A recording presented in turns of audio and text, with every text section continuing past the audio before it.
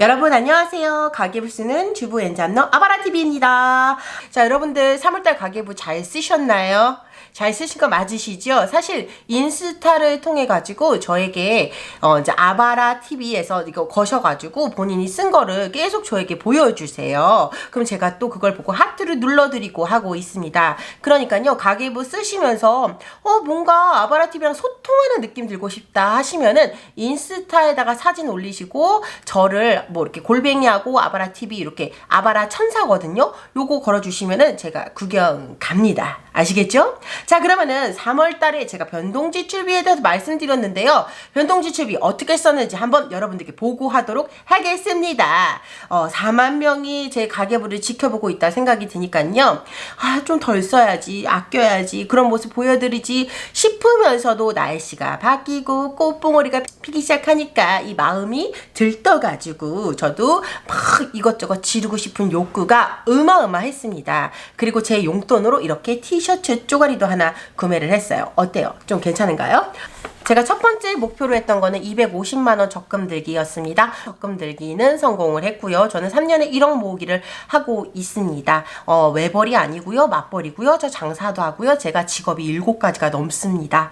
두 번째로 보면은 공모주 투자하는 거 있는데요. 공모주 투자도 두 개를 했어요. 그리고 세 번째, 제가 3월달 목표는 체험단을 해서 10만원 정도 수익을 내는 거를 여러분들께 좀 보여드리고 싶었어요. 그런데 10만원을 목표로 했는데 제가 무력이 넘쳐서 체험단 신청도 어마어마하게 많이 했어요. 머리 염색도 했고요. 이렇게 네일아트도 받았고요. 그것뿐만 아니라 먹는 거, 남편 왁스, 그리고 책, 애들 책까지 해가지고 정말 다양한 걸 받아서 24만 3천원 정도의 수익이 나게 됐습니다. 이거는 돈을 벌었다는 게 아니라요. 그만큼 어떤 서비스나 제품을 받고서 요 정도의 수익이 나왔다라고 말씀을 드리는 거예요. 제가 전업주부 시절에는요, 솔직히 100만원 이상까지도 체험단으로 했었습니다. 근데 요새는 제가 장사도 하고 있고 비누 공방도 하고 있고 온라인 스마트 스토어도 하고 있고 강의도 하고 있기 때문에 100만원은 시간이 없더라고요. 사실 아이들만 안 키웠으면 전 200만원까지도 찍을 수 있는데 그런 시간이 부족하기 때문에 요 정도만 했다라고 말씀을 드리겠고요.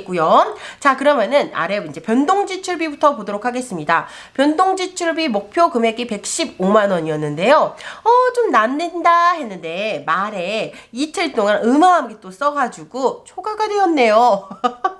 4월 달에는 초과하지 않도록 저도 반성을 하고 있어요. 일단은 115만원이었는데 121만원으로 해서 6만원이 초과가 되었다라고 솔직하게 말씀을 드리면서 또 이제 하나씩 보도록 할게요. 식비를 제가 50만원을 잡았어요. 외식비랑 그리고 이제 장보기 합쳐서 50만원으로 잡았습니다. 요새 엔겔 지수가 너무너무 올라가가지고 우리가 장 보러 갈 때 진짜 무섭잖아요.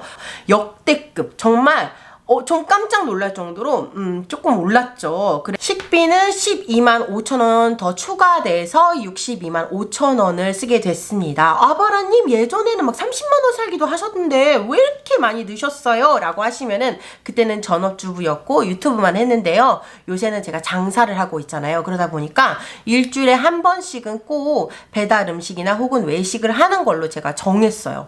안 그러면 장사도 때려치고 집밥도 때려칠 것 같은 거예요. 이게 이제 전업맘과 또 워킹맘의 차이, 워킹맘보다 더 빡센 장사맘의 차이는 또 다릅니다. 그래서 제가 핑계가 아니라 이거를 식비를 절약하는 거랑 제가 하고 있는 사업이랑 같이 양립을 하기 위해서는 일주일에 한 번은 저에게도 프리스타일의 데이를 줘야 되기 때문에 이렇게 식비가 조금 더 올라간 부분이 있다라고 솔직하게 말씀을 드리겠습니다. 한 50만원대에서 할 수 있었는데 사실 축하할 일이 하나 있었어요. 그래서 남편이랑 축하를 한다고 해서 조개구이를 먹으러 갔습니다. 거기서 이렇게 오버가 된 거예요. 원래는 예상하지 않았던 외식이 발생을 했고 그 메뉴는 조개구이였습니다. 그래서 조금 오버가 되었다. 그러니까 외식 한 번으로 실수로 인해서 50만 원대에서 60만 원대로 점프를 하는 일이 발생을 한 거예요. 생필품비는 요번에 5만 원을 잡았었죠.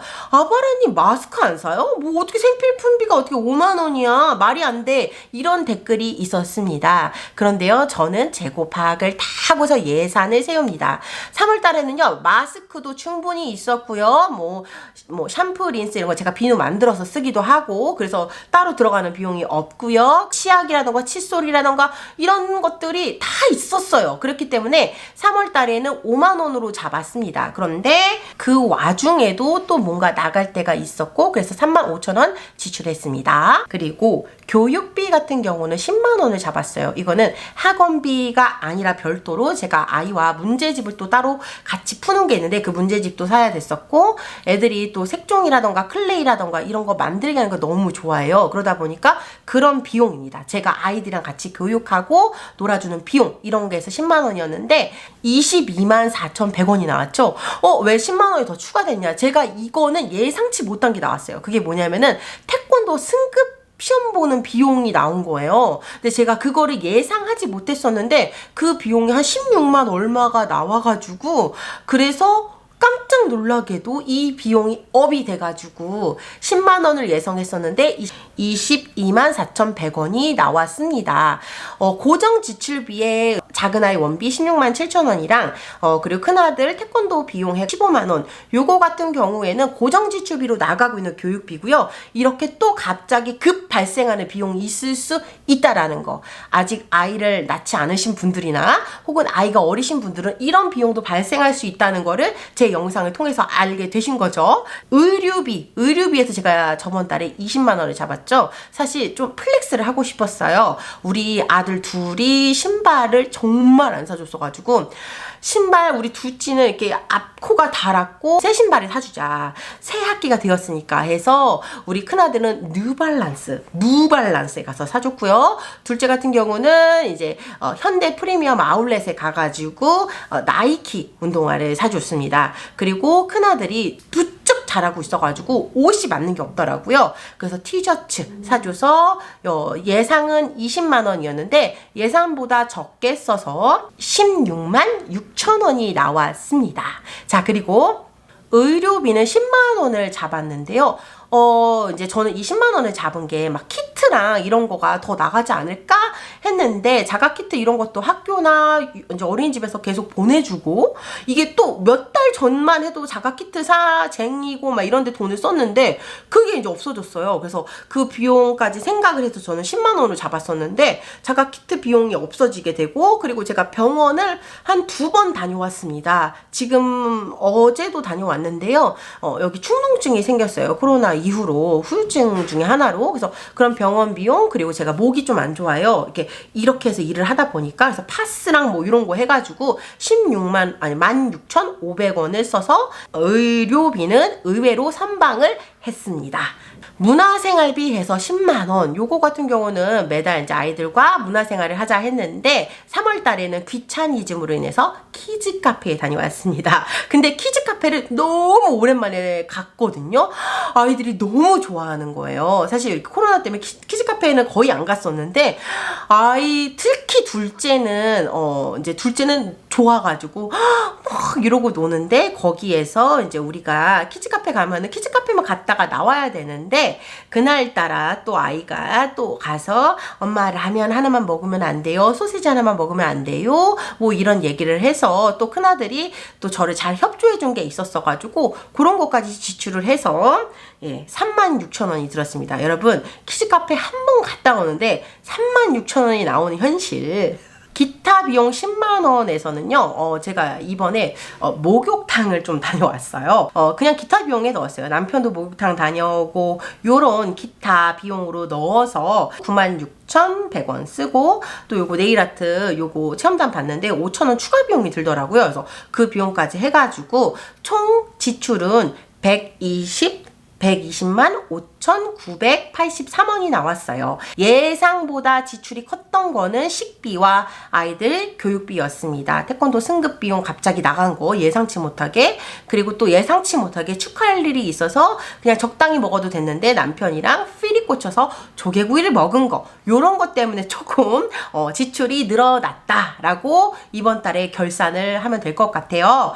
일단 변동지출비를 세울 때 딱 달력을 한번 봐보세요. 그래서 4월 1일부터 4월 30일까지네요. 30일까지 해서 무슨 일이 있는지를 한번 체크를 해보면은 변동지출비를 세울 때 도움이 됩니다. 예를 들면은 저 같은 경우에는 4월 달에는 저희 공방에서 카네이션 비누를 만들어요. 그래서 주구창 그 비누를 만들어야 됩니다. 그 말인 즉슨 제가 돈을 쓸 일이 별로 없다는 뜻이고요.